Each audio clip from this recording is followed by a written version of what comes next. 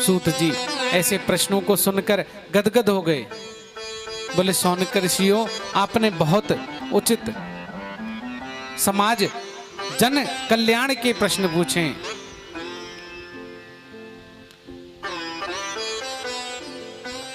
बोले मैं गणेश जी को प्रणाम करके, सरस्वती माता को प्रणाम करके, अपने गुरु जी को वंदन कर कर, सुखदेव जी को प्रणाम करके आपके प्रश्नों का उत्तर दूंगा। परंतु मैं आपको सब सर्वप्रथम सुखदेव जी के बारे में बताना चाहूंगा।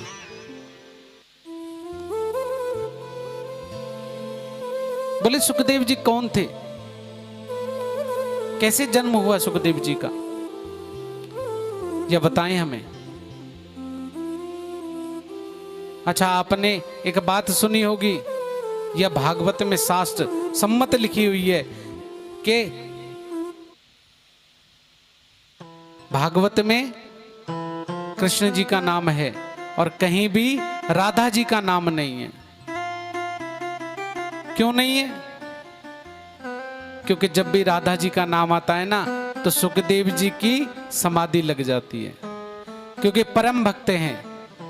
राधा जी के गोद में किलोल करते थे गोलोक धाम में।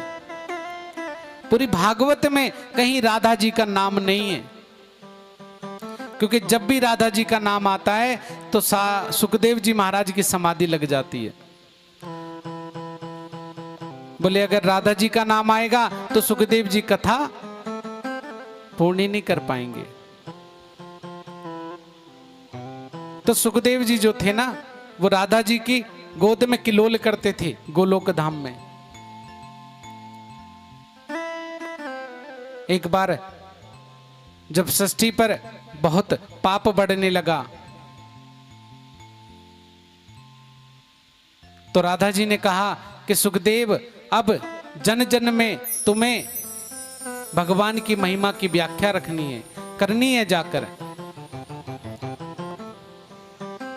आपको मृत्युलोक में जाना पड़ेगा। तो सुखदेव जी कहते, माता मैं नहीं जाऊंगा। क्यों? क्योंकि मुझे विष्णु जी की माया घेर लेगी। बोले सुखदेव, तुम पर माया का असर नहीं होगा। बोले नहीं माता, मैं अगर जाऊंगा तो मैं वहीं का रहकर हो जाऊंगा। बोले आप जाओ, आपको माया नहीं घेरेगी, आप पर माया का कोई असर नहीं होगा। सुखदेव जी मृत्युलोक में आ पहुंचे और सुखदेव जी ने एक पक्षिणी के गर्भ में प्रादुर्भाव किया। जब सुखदेव जी अंडे के रूप में विकृत हुए, तब तेज हवाओं से वह अंडा फूट गया। और कहां पहुंचे थे वह पक्षिणी? कहां थी? कैलाश पर्वत पर। और कैलाश पर्वत पर किसका वास है? हर हर महादेव, भोलेनाथ का वास।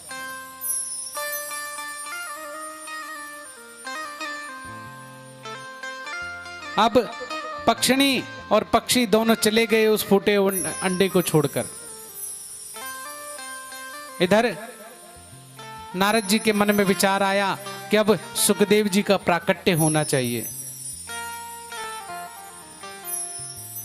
बोले पर हो कैसे? आज सुखदेव जी के मन में विचार आ रहा है कि ब्रह्मा जी और ब्रह्माणी में भी मैं झगड़ा करवा चुका हूं, नारायण जी और लक्ष्मी जी में भी झगड़ा करवा चुका हूं, पर एक पार्वती और कैलाशपति शंकर जी में, शिव जी में झगड़ा नहीं हुआ है। बोले आज यही काम करता हूं।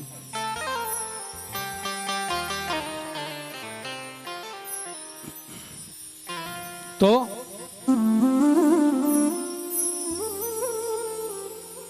आज नारद जी कैलाश पर्वत की तरफ चल दिए और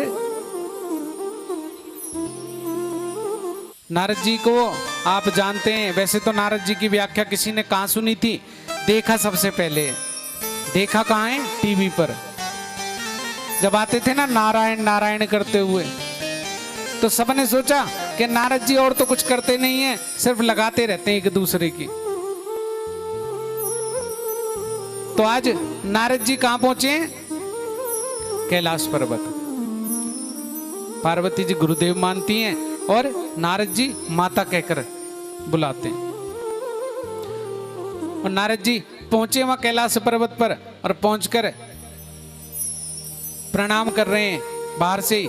तो माता पूछे कि नारद जी आप आजकल कहीं आते जाते नहीं है, क्या बात, बहुत दिनों बाद आए? बोली माता हाँ मैं आता नहीं हूं, क्योंकि लोगों का है ना एक दूसरे से विश्वास उठ चुका है।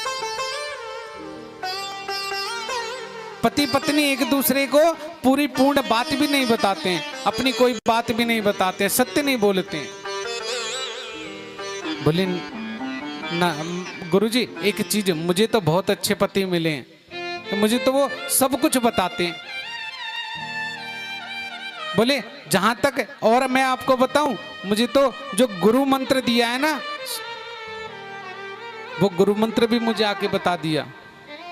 बोले फिर तो बहुत अच्छा है, ऐसे पति तो सबको मिल लेने चाहिए।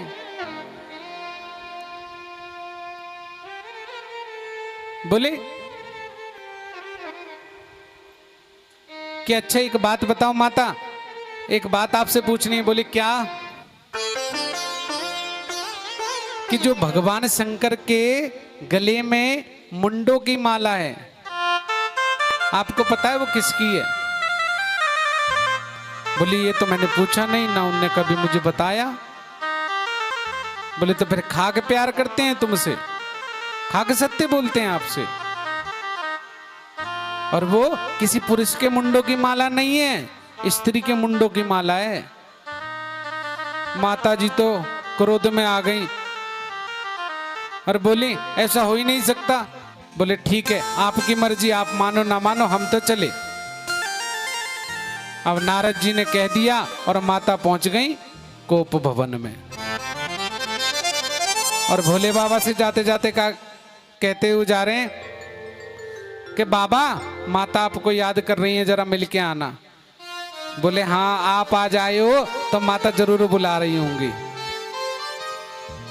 आजकल तो ऐसा होता है ना, घर ही छोटे छोटे हैं तो कोप भवन कहाँ बनाए। पहले तो घर पूरी नगरी होता था और एक भवन होता था जिसमें पता रहता था अगर स्त्री पहुंच जाए तो आज ये गुस्सा है भैया मनाना पड़ेगा। आजकल तो एक आधी कमरे होते हैं, मने चाहे रूठ है भैया वही चल रही है जैसी चलती रहे। अब भगवान को पता लग गया नारद जी आए आज, तो आज तो वैसे भी कोप भवन में जाना ही जाना है। शिव जी पहुंचे माता के पास। बोले देवी आज आप उदास कैसे हैं? बोली रहने दो, आप जैसे तन से काले वैसे मन से भी काले ही हो। बोले हम और काले, ऐसे कैसे कह दिया आपने? बोले और नहीं तो क्या, काले नहीं हो तो बताओ। सब कुछ बताया और कहते हैं कि ये जो मुंडों की माला आपने गले में डाल रखी है, बताओ ये किसकी है? बोले देवी आपने कभी पूछा नहीं और हमें बताने का समय मिला नहीं, तो बताओ फिर किसकी है ये माला? बोले देवी जितनी बार आपने शरीर त्यागा, देह का त्याग किया, उन मुंडों की माला आपकी स्मृति बनाए रखे, वह मुंड की माला मैंने धारण कर रखी है। तो माता और नाराज हो गई। बोली आप तो कपटी नहीं, अब तो महाकपटी हो साहब। बोली कैसे बात कर रही हो? बोली और नहीं तो क्या, ऐसी कौन सी बूटी कहा रखी है जो मैंने तो इतने त्याग कर दिए देह के और आपने एक भी शरीर नहीं छोड़ा।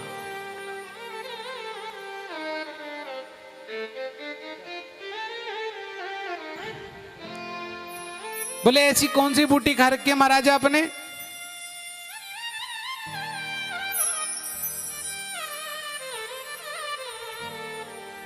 जो आपने देह त्याग नहीं किया और हमने इतनी बार कर दिया। तो माता से बोले शिव जी कि मैंने एक अमर कथा सुन रखी है, अमर कथा का पान कर रखा है। बोली कौन सी है वो अमर कथा, मुझे भी सुननी है।